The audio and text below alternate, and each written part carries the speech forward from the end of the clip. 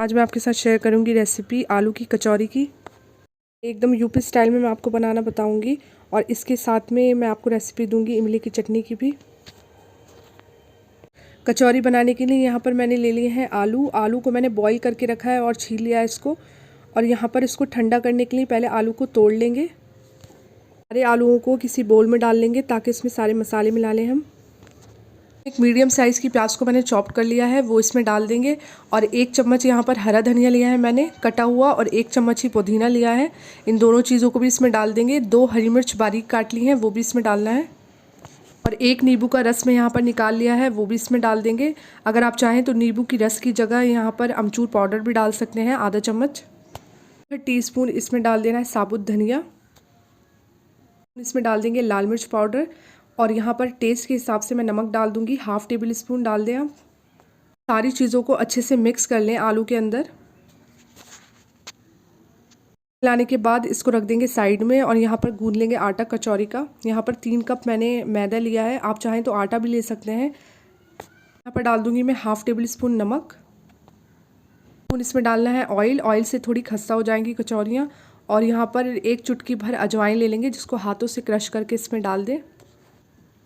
इन सारी चीज़ों को अच्छे से मिलाने के बाद थोड़ा थोड़ा पानी लेकर जिस तरीके से पूरी का आटा गूंथते हैं वैसे ही इसको गूंथ लें। ये ज़्यादा टाइट नहीं होना चाहिए और ना ही ज़्यादा पतला, नॉर्मल आटा गूंथते हैं जिस तरीके से वैसे ही इसका आटा गूंथ लें। थोड़ा सा ऑयल लगाकर इसको भी साइड में रख दें और यहाँ पर इमली की चटनी बना लेंगे। इमली की चटनी के लिए यहाँ पर मैंने लिया है 1 टेबल स्पून हरा धनिया, टेबल स्पून पुदीना, 2 हरी मिर्च, 3 से 4 लहसुन की कलियाँ और 2 टेबल स्पून यहाँ पर इमली ली है मैंने, इमली का गूदा।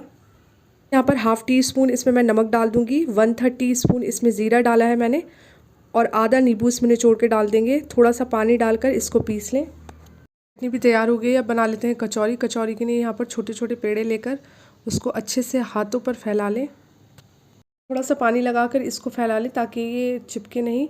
और बीच में इसकी फिलिंग भर के फिर चारों तरफ से इसको मोड़कर फिर से इसको दबाकर थोड़ा थोड़ा पानी लगाकर फिर से फैला लें इसे। कचौरी बनाते हैं तो आलू डालने के बाद कभी ऐसा होता है कि फिलिंग थोड़ी सी बाहर निकलने लगती है, कचौरी फट जाती है। तो उसके लिए एक छोटी सी मैं आपको ट्रिक बता रही हूँ। छोटे से प्याले में 1 चम्मच मैदे को घोल लें, थोड़ा सा गाढ़ा करके 1-2 चम्मच घोल लें।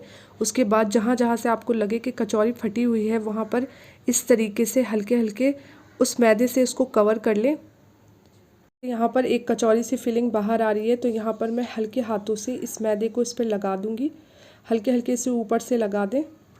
ऐसा करने से जब आप इसको फ्राई करेंगे तो कहीं से भी नहीं लगेगा कि आपकी कचौरी फटी थी या इसमें से फिलिंग बाहर आई थी। बिल्कुल परफेक्ट बनकर तैयार होंगी ये।